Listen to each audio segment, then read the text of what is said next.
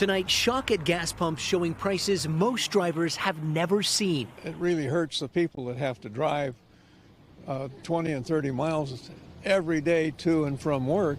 With the Biden administration now considering direct sanctions on the Kremlin's crude oil, prices will likely climb higher than they ever have before. The oil market reacts much like the stock market. It gets very jittery when it comes to volatility, and we're seeing a lot of volatility right now.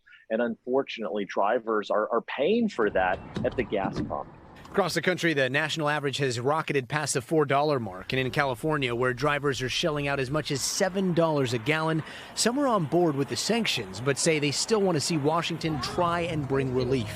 Or send the message, send all the messages. But I think we have oil here. We don't need to be buying their oil.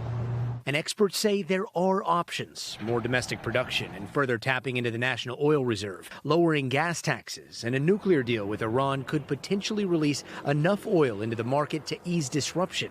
But tensions with Russia might throw that deal into question. And those who track gas prices say there are even more factors at play than the war in Ukraine, like refineries switching to more expensive summer blends, the country emerging from the pandemic with more people planning on traveling, and all on top of rising inflation. I think I'm going to start walking when it hits 6. I think I'm going to max out there.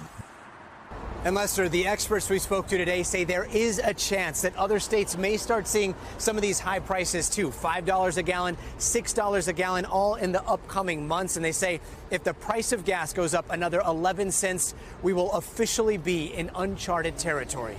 Lester? Thanks for watching our YouTube channel. Follow today's top stories and breaking news by downloading the NBC News app.